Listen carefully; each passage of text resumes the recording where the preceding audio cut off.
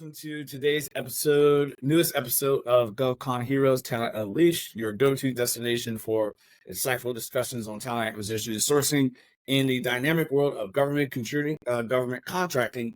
Obviously, with our special focus, as always, on cleared recruiting. Today, I'm joined by our esteemed co-host Jennifer Jones, who is the senior talent acquisition business partner at Mantech. Justen Baxter, who is the manager of sourcing and market intelligence at Circle, and myself, Junius Currier, who is the director of federal technology recruiting and sourcing operations for Maximus. And today we have a topic that is going to focus specifically on how we maximize return on investment through talent acquisition for the organizations that we support in the GovCon community. So with that being said, Jennifer, Justen, how are you guys doing? It's been a little bit since we last hopped on. I'd love to see what's going on with you, and then we can hop right into the topic.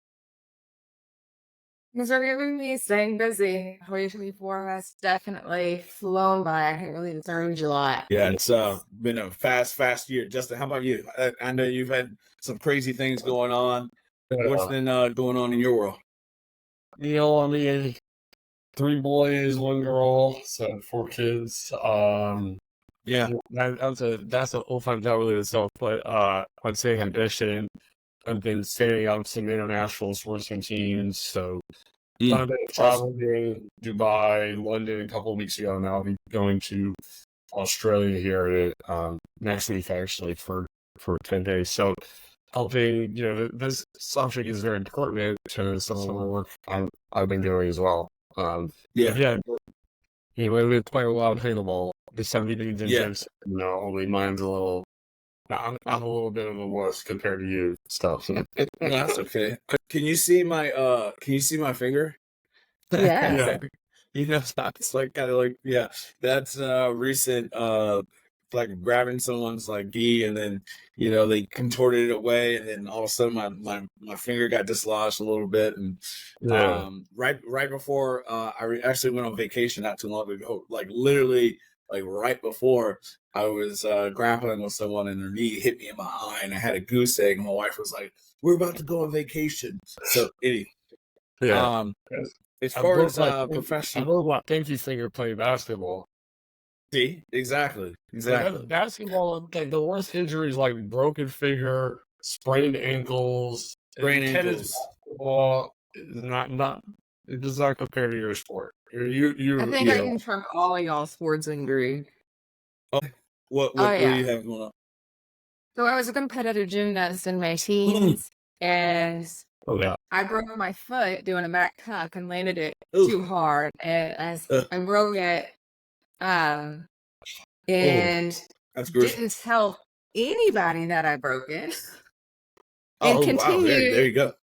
Continuing to tumble on that foot for months.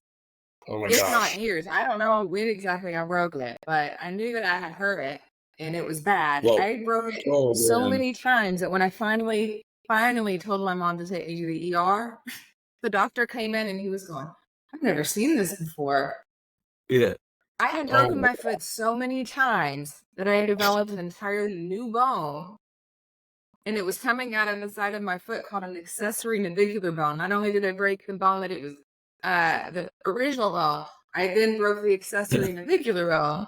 Okay. So I have pains and all kinds of good stuff in my left foot, and I can tell the weather. There you go. There you go. That's awesome. You're way tougher than me. Yeah, that's I gotta say that's tough. Now I will say, like in jiu-jitsu, when we break someone's foot, the thing is getting snapped off the bone. So it's a little like no one's gonna be walking after that. Like, so we have to be very careful not to hurt our training partners. So anywho, but Jennifer, mad props to that. I thought I was tough running marathons and doing jiu-jitsu, but months on a broken foot, I mean, I gotta say, like that's pretty impressive stuff right there. So. Yeah, I got a nice pretty scar. Okay, we'll have to compare stories. My wife broke her foot on a horrible four-wheeler accident one time. So, all right, well, I digress. Let's hop into the topic. So we're going to talk today about maximizing ROI through talent acquisition, which is kind of a pretty broad topic. But essentially, Justen, I know you have some thoughts on some things that you're seeing and love to kind of hear, like, what was your inspiration kind of bringing up this kind of, topic for the group for us to discuss today? What's going on in your world? Yeah, I think, we've just seen such a shift in downtown, especially more recently, where, I see like top down, different strategy shifts changing from, certain business alignments beyond fucking at the C-suite. And then, there's such an emphasis on human capital in our industry. So understanding how we, as leaders in GovCon, or even individual contributors, where we fit into that, and then how we can structure our teams and maximize ROI to, that top level goal, right? And then, I've seen that personally with some of the work I'm doing as well. So Yeah. Would you say, like, so one of, like, an observation I have too, like, to think about what you just said is, I've also kind of seen that, like, that hyper focus on truly ensuring that the growth engine of an organization is aligned to not only be able to sustain, the portfolio that you do have now, but also, like, looking in the landscape of, okay, where are the opportunities in the next year, 5 years, 10 years, right? Like, forecasting. and being able to kind of forecast and having that strategic alignment of, okay, what are we good at as an organization, right? Like, what's our bread and butter? Like, what's our true, like, niche? And then where do we kind of want to strategically expand to grow our footprint? And are we organizationally set up to actually accomplish it? Like, I've seen a hyper focus on that, which is needed, right? Like, because otherwise you're just churning and you're just going after everything, and you have no true market presence. And your TA teams, from my experience, um, in managing and having worked in previous, teams where I reported as an individual contributor, what I've seen is TA teams had to be very agile with mirroring the business. Like, how the business was set up, our support teams needed to mirror that in order to be able to deliver to that. I don't know. What do you guys, Jen? I don't know if you had a thought on that, or from your perspective, or you, Justin. Yeah, absolutely. I think he needs to be strategic.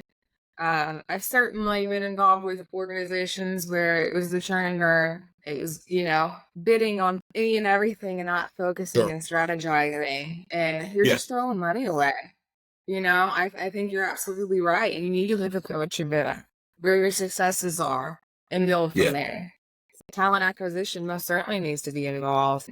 I mean, I know we've talked about it before. Talent acquisition needs to be involved in the get-go. But from the very beginning, I absolutely agree with that, especially when you need to look at your human capital assets and stay at the organization what we have to work with.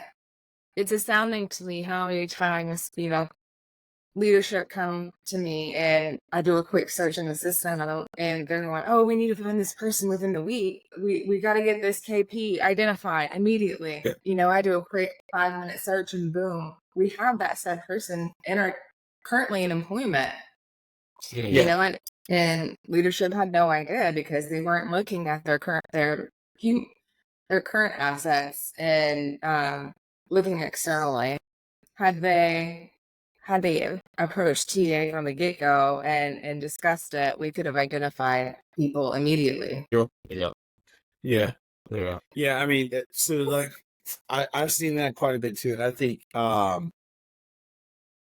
just something real quick, Justin, before you jump in, is, so there's the talent management aspect of this, right? Like, so obviously for like your bidding proposal, depending on like what the kind of requirements are, right? Like, does this proposal require truly, key personnel, right? And if it requires key personnel, okay, do they, so that's one requirement which could drive you potentially to look externally, but not always, right? Like, what is your internal, employee mobility process look like? Do you have people who are becoming uncovered that would be a good transition over into this program, where we could legitimately bid them as a KP, so there's a lot of complexity to that, right? Because like you have to work in an organization that has, kind of a bench or has kind of a bench philosophy, where they are willing Mm-hmm. to, consider, okay, who do we have that's forecasting to have projects that are ending in a certain amount of time? Do any of those individuals meet the skills of the work that we're going for? If so, we can, have them as a bid. And then there's also the alternative. There's proposals that don't require necessarily KPs, but they want to beef up their resume, right? And if you have a hiring manager who's like, yeah, we want to beef up our resume because we think it's going to show that we have good solutioning or capability, that's totally fine. But do we have awareness that we can be looking within and propose, like, sanitizing our own, employees' resumes and pushing, the thought leaders that we currently have within our organization as a method to help the business grow, and put more, irons in the fire, so to speak, right? So, Justin, I just wanted to kind of throw that in there because there's Yeah. definitely Yeah, I mean, I think, yeah. like everything you said, and I think the key is being able to synthesize what you just said and explain it in such a way to that top level. Like I presented to 4 or 5 group CEOs, right? We're talking international region CEOs. So understanding like how this particular team, or like you're talking about processes, project people, whatever you can sum all that out, right? But like in a very simple terms, top line, it costs X to go and recruit KPs working like this, but if you work like this, it's going to have X cost savings relative, right? Because it costs money to recruit, right? Tools, people, time, that's all money. So I think everything you said is spot on. And just being able to talk to that top line in a very simple way to break down, you can do one of two things, right? Cost savings, revenue generation. That's what we do in TA. That's what, something's at the spirit of that, but you're all holistically, right? All of TA. So if that's, helping with internal mobility, depending on how your structure is, Jen's talking about KPs, like you don't have that KP from Jen's efforts. Well, now we can't bail on that equipment. That could be $50 million. I don't, or more, because you don't have, that 10 hours allocated and isn't worth that time. So the idea is being able to take that information, synthesize it, and then pitch it in the right way and translate it really to top line. Because you can talk to other leaders here, but I think you got to start top down to be successful. Yeah, absolutely. Okay. I think it starts in being involved in the pipeline reviews, like personally, because you need to, because the pipeline reviews are going to have your top line, decision makers, because they're asking their BD people in whatever iteration they are, depending on the company that you're working for, to report like, hey, what are we going after? What are the what step of the capture process? You're typically going to have operations people that are maybe responsible for the actual execution of said award or said bid. And that's really where you get that's really where you get a lot of awareness of, hey, what's truly, like, from a level of effort perspective, what's our 30, 60, 90, forecast, right? Like what is in the next quarter, what's in the next 6 months, next year, and that helps to kind of provide framework of understanding, okay, how am I going to allocate resources of the team in order to meet the demand, but also what are the pipelines we need to be going after continually as a TA function to get ahead of the business, so that way when they come and say, hey, we are now gearing up because we've we've moved from identified to verified. We're in proposal preparation step now. We're already a partner to them, and we're helping them to. At that point, we've already had awareness of the opportunity, and we're going out there. We maybe have a talent pool already identified, and instead of being reactionary, we're being proactive in that way. So those are some of the things that I've done. I don't know if you guys have some additional insights on it. I think the most important thing for us in CA is to be able to explain very clearly that we are both in cost savings, but more importantly, we are not overhead. We generate the revenue for BD and capture. And sometimes that's missed because I've heard at different organizations, not my current one, but I've heard, it's like, well, you're TA, you're a line item. But it's like, well, we're not, I'm a revenue, our team. I totally disagree with that. Yeah, and I think in GovCon, even more so than outside of GovCon, you don't bring in those team personnel. We generate the revenue. It's so competitive. It's going to get more competitive as Gen Z doesn't enter military and they don't want to get cleared. It's going to get harder. So I mean, it's actually even simpler than that, right? Like, here's the deal, right? So yes, you identify the opportunity. Yes, right. Like we're not writing a proposal. We're not coming up with a technical solution.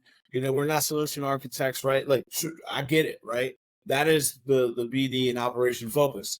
But here's the thing: if you win the award, who's responsible to execute the people that you have to have in order to build a government? Because you can have the award, but until you have bodies where you can build a government, you don't make any revenue.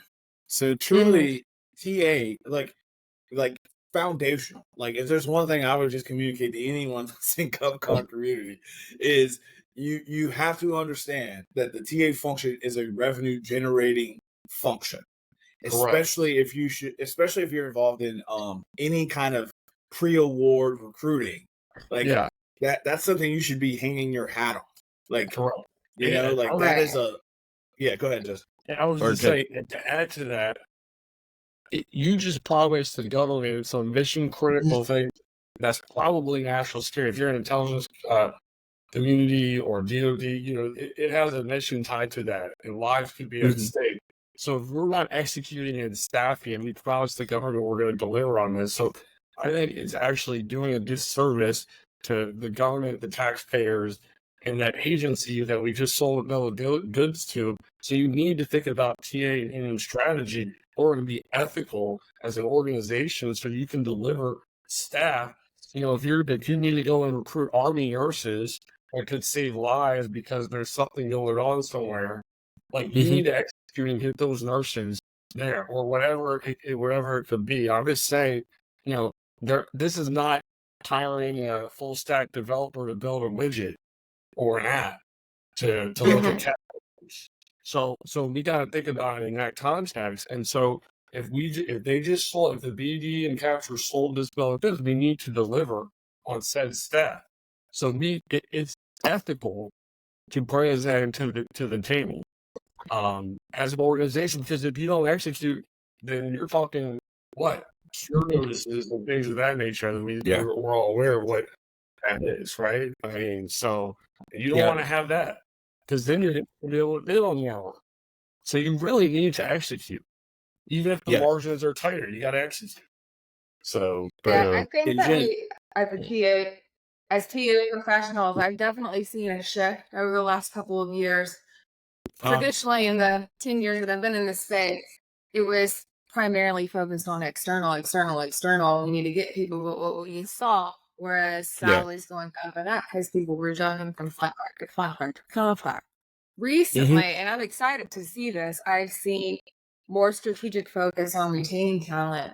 And I think, to get that true return on investment, you need to look at your internal resources and determine, hey, let's look at what we have. Let's look at where our strengths are.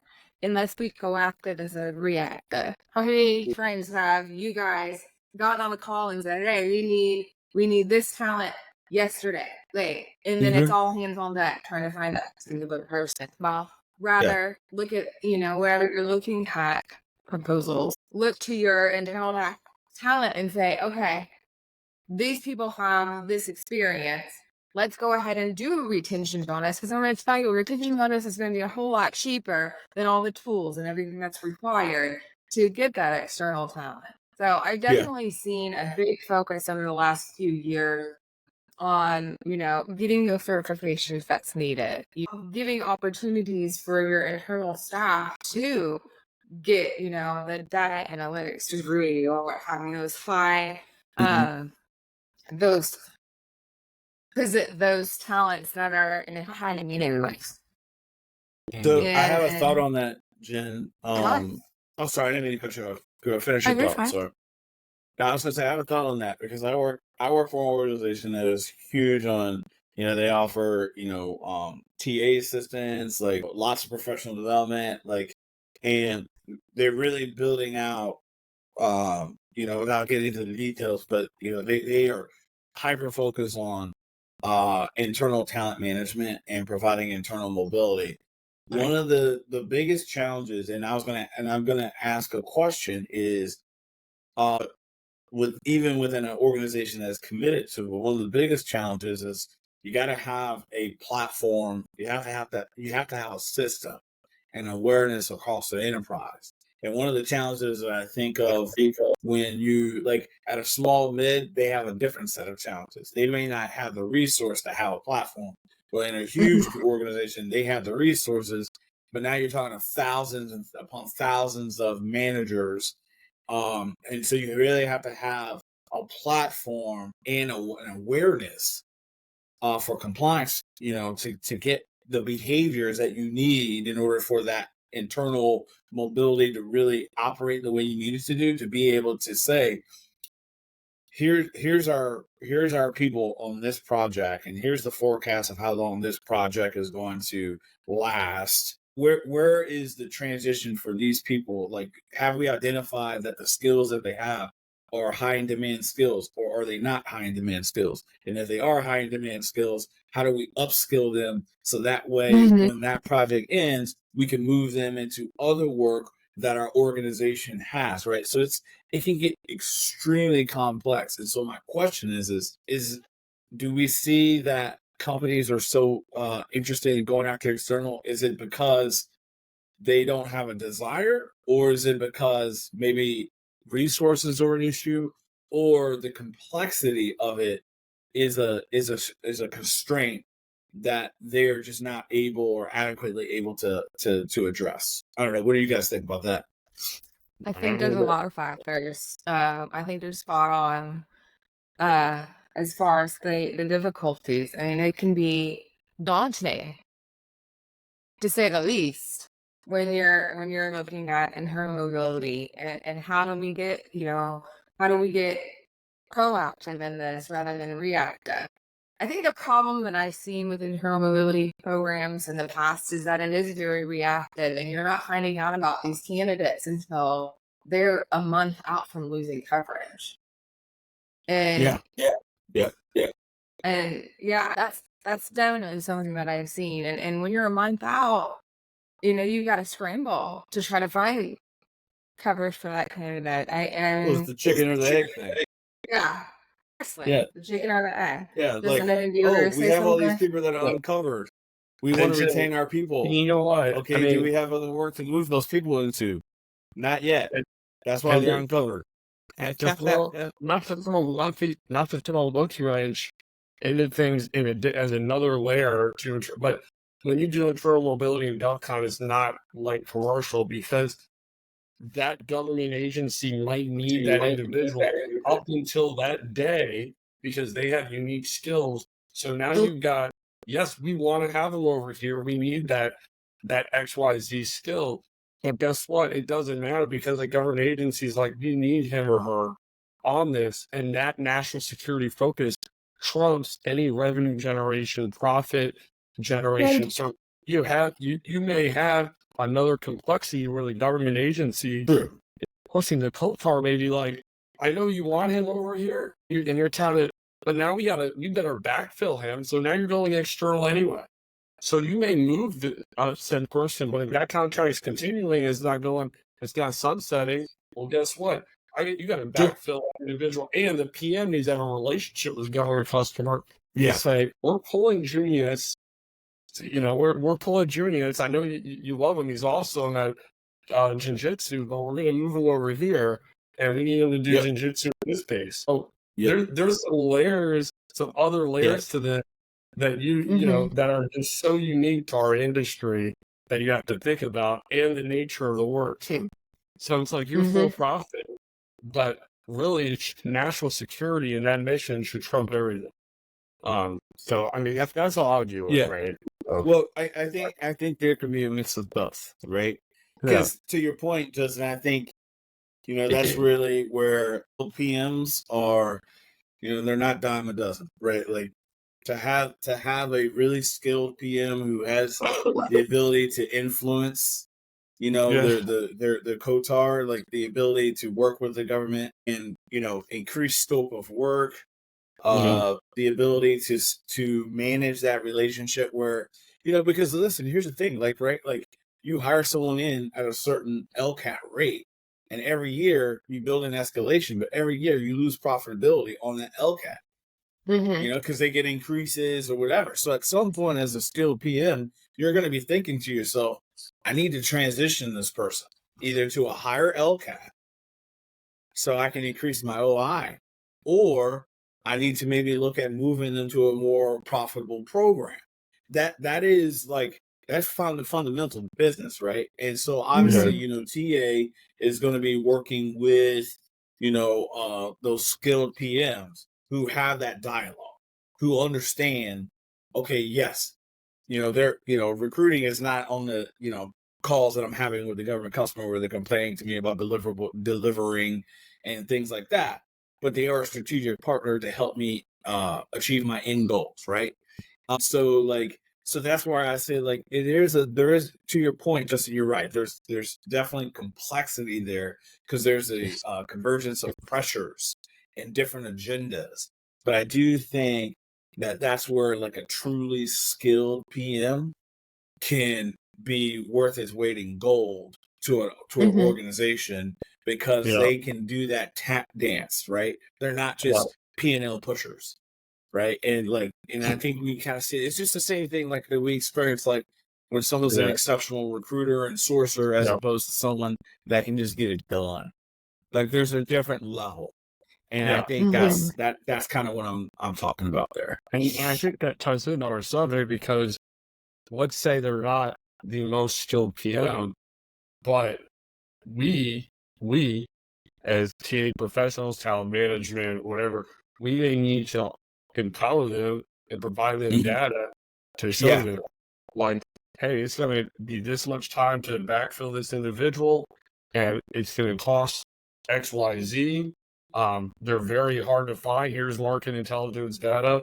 What do you want to, ultimately they can make the decision, but we may want to give them capabilities, influence and provide information to them to maybe help them and try to coach up.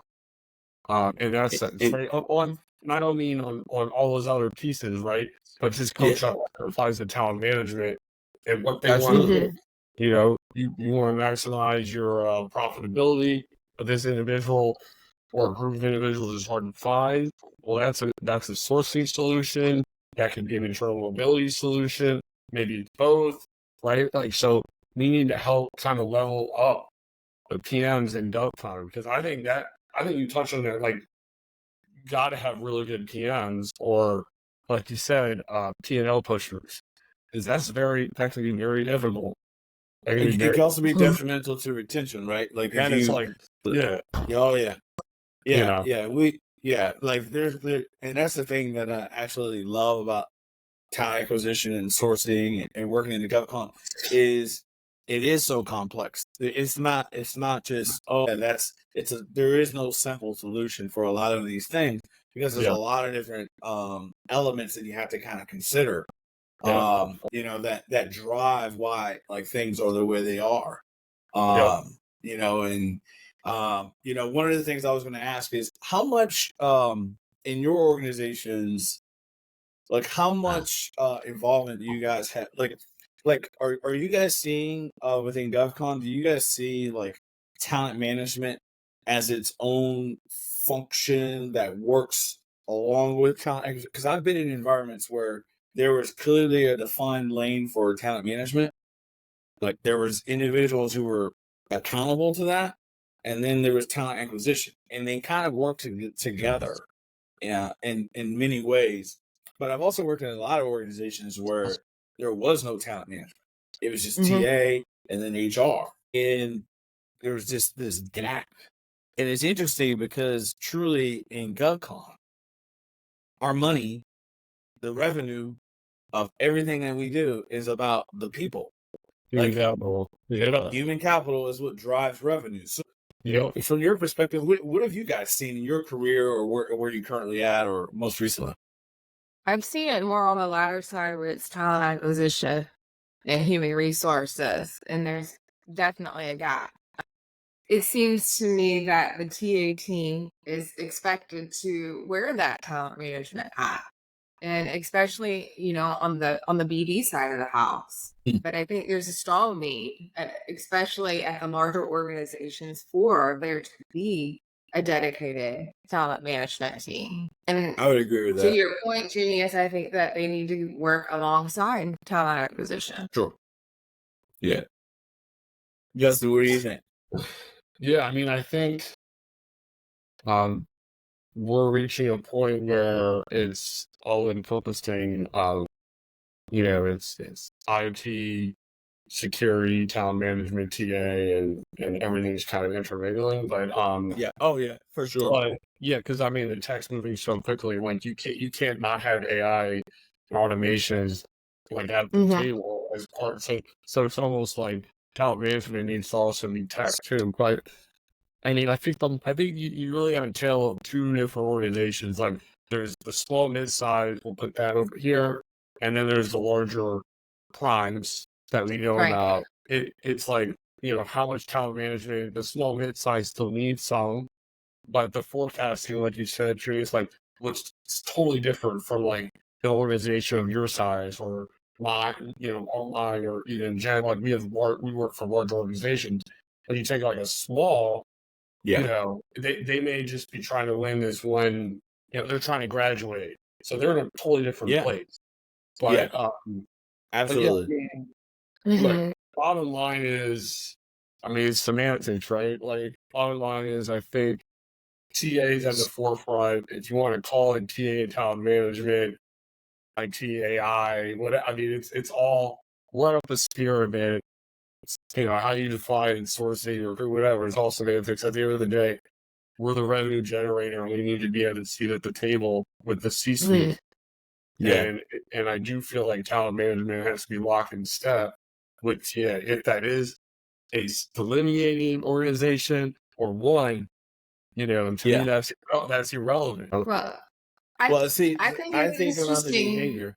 Go ahead, Jeff. Yeah. I think it's interesting that you say that, Justin, because um traditionally I've seen CHROs in the C-suite, and they may Mhm. not be as involved on the talent side. I think there definitely needs to be talent leadership. For instance, head Yeah. of people. I've seen that recently coming up more often than Yeah. I've seen in the past. But I don't see it as much in the GovCon space. And I think it is something Well, we drastically need right now. I Yeah, I agree. mean, Justin, to your point, like circling back, like yeah, for a smaller organization, I think on truly they're like, hey, we have this book of business. Yes, would it be great like to have a graduating book of business, like where we bring in people at this like base contract, and then we can graduate them to this other contract and upgrade their clearance, like that kind of like strategy would be wonderful. But in the reality is they're going after work that they think that they can win so that they can continue to grow as a government contractor. So they may not have the ability to truly have a well-defined, Talent. internal Like, mobility bench, yeah, kind yeah, of philosophy. But in the yeah, larger organizations, the primes that have thousands of contracts, right? Where those revenues are in the the billions, where they need to be having a beach like or a bench, like they need to have that capability, and to have that alignment, so that way they could truly get the most ROI. Because the issue is to your point, like you mentioned earlier, in the cleared recruiting sector, we're commonly, like pretty much everyone that we go after is currently employed, right? Oh yeah. So which means that they work for another government contract. So essentially, we're taking talent from another contractor, bringing them to us, and they're doing it to our people and taking it to theirs. It's just a continual cycle. It's So, not, and I think, them. yes, right. But as the supply of that talent continues to get smaller and the demand continues to increase, the companies who do the best job of strategizing how to keep their people and how to move their people from one contract to another, those are the companies that are going to be in the best position to grow revenue, because it's not dissimilar to what I experienced when I was in the commercial and industrial construction industry, where the average age of someone in that industry was 50 years old. And if anyone knows about like market availability and age, and how age can impact your talent pipeline, 50 is an advanced age for that to be the average age of a professional. Yeah. You want it to kind of be around 35. And so it was like 50. So like when I left the last organization that worked in that industry, they had a pipeline of awarded work for 4 years. So they could work 4 years straight without winning in another contract, and they would be absolutely fine, because that's how far back up they were, because the supply of talent was that small. Like it was continuing to get small. And so I'm seeing kind of the same kind of thing going on. And some of this can't be fixed, but within industry, because some of this is truly about the largest component of cleared individuals comes from the military. And if the military is missing targets, that means that people getting out of the military is getting smaller and smaller, right? So that's one component of it. Then when you think of the Navy, sorry, the Navy, go ahead. Did not hit their recruiting goal. I think they missed it by something on 42,000.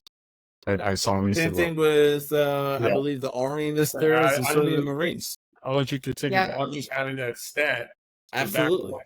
So if they're not hitting it, and Domino's, they got Super Bowl commercials, and so other contractors, it's going to be harder, and you don't have the government pensions, all the different benefits and perks. That's right. And we're going after, it's a little different when you're hiring somebody who's been in the civilian workforce versus somebody who's prior military too. So yeah. So I think there's like a deeper discussion that we would have to get into about like pipeline of clear talent, and that's probably a great topic that we can go into the complexities of that on another episode. But I think just in general, like when we look at okay, how does talent acquisition help the organization achieve its optimal ROI in the clear sector? From my experience, what I've seen is truly aligning with the BD operation. And that doesn't mean that post-award is not important. It is, right? Because if it's T&M, we've had this discussion, right? Like T&M, every hour is not filled is an hour that you've lost revenue that you can't recruit. Okay, so absolutely post-award is important. But truly, to help the organization continue to grow, which is, if you work for a publicly traded company, that's what they care about, is growing, like always growing. And so that's where I see the biggest opportunity. I encourage, like, I know, like, when I first got in, people were like, oh, I want to work on stuff that's already there. I don't want to work on pre-award. And I've really been pushing, like, over the last several years, people like, no, you need to understand how the business makes money. And the business makes money through winning new contracts. And so I would encourage people that are in the industry of GovCon, that, like, if you've had like an aversion, because we get incentivized to find people, and we hate when we go after an effort and then we get told that, hey, we didn't win the award, or we're gonna no bid. Like that gets a little like, but if you really learn about like how organizations in our industry make money, BD recruiting is how that happens. And so the more you can align your operation to that, the more valuable C-suite and high-level decision makers within your organization will start to see your particular area, like your organizational, contribution. They'll recognize it and say, hey, without the successful partnership of TA and sourcing, we would not have been able to bid this contract, and therefore would not have these millions of dollars of revenue that are going to come into our organization. So thoughts on that? From your perspective, how have you guys been able to maximize, ROI for your orgs? Well, I'm on the BD team, so I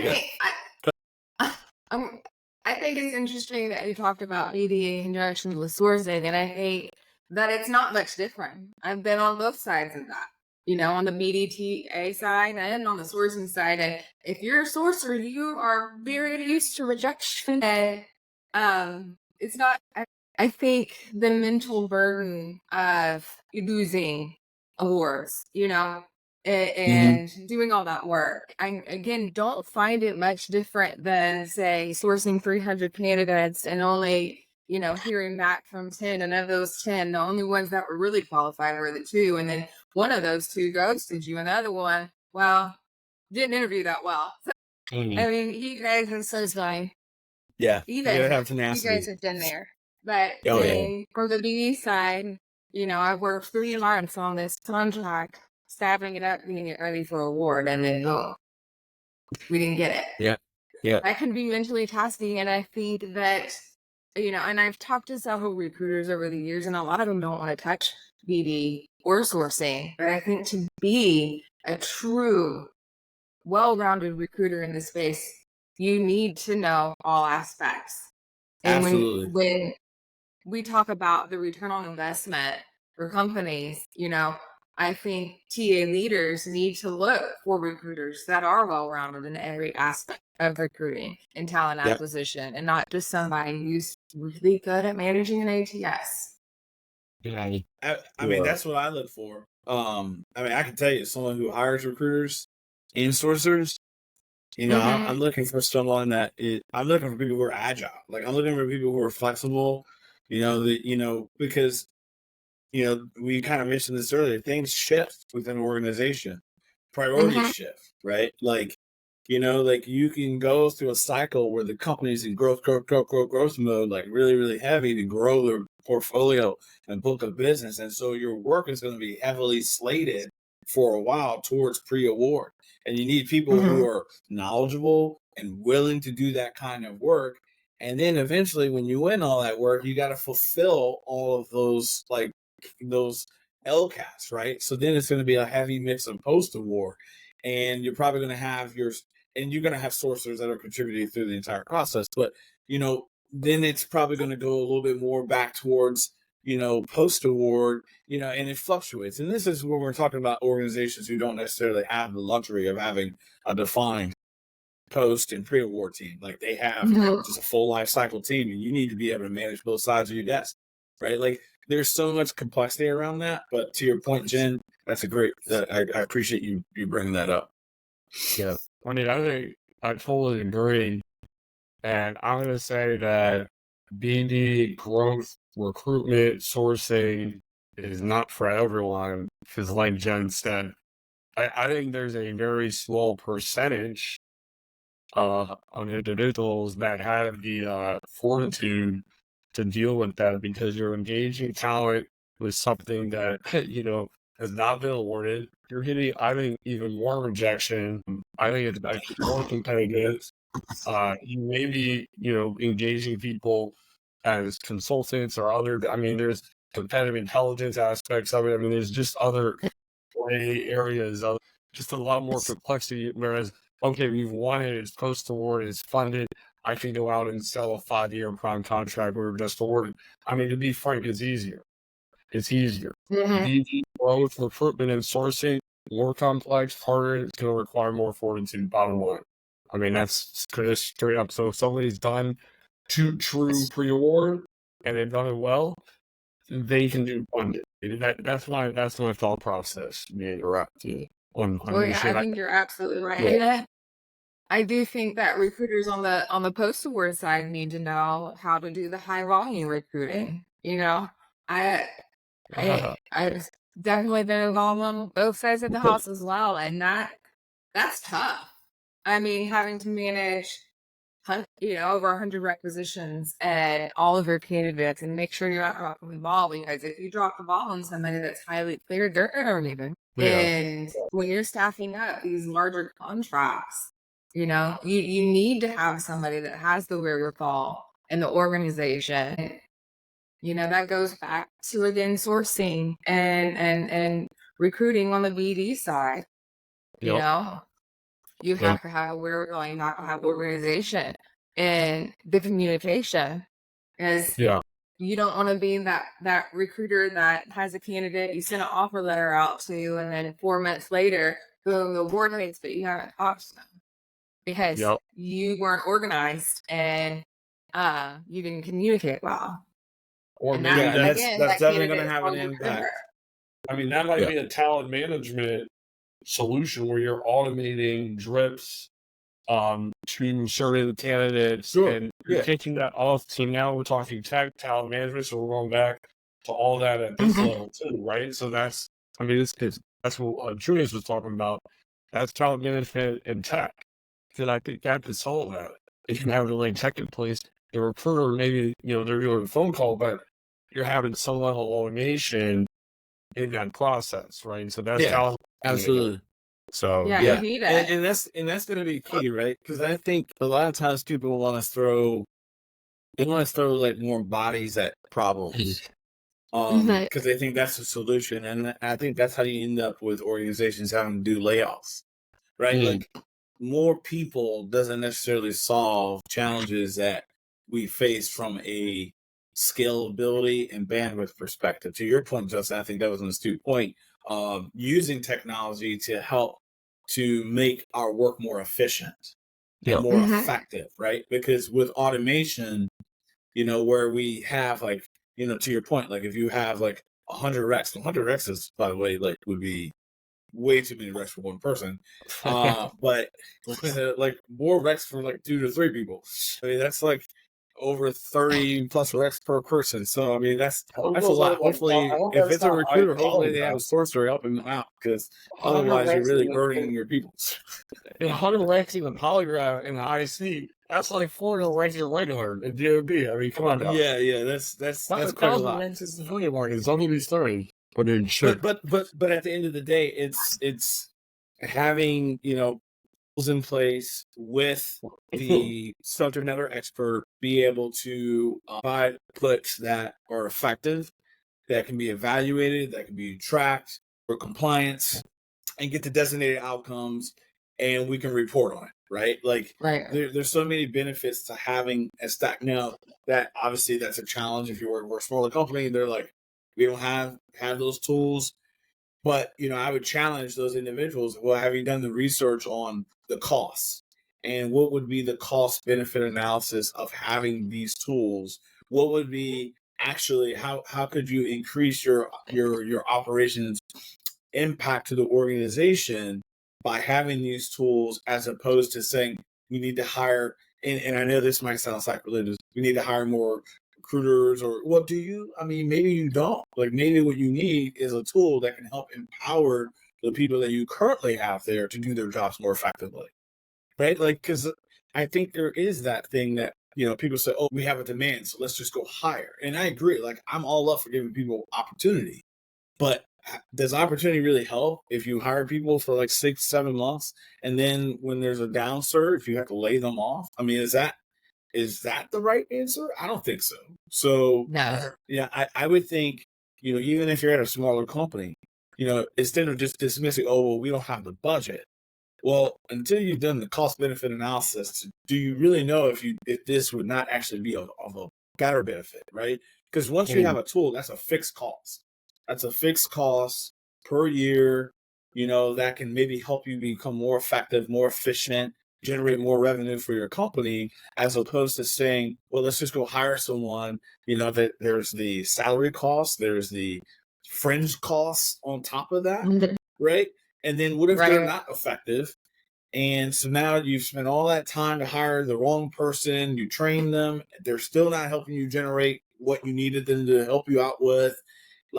So I'm just saying that there's some things to be thinking about, whether you're a leader or you're a manager, to be thinking about okay, how can we leverage technology to make our operation more effective?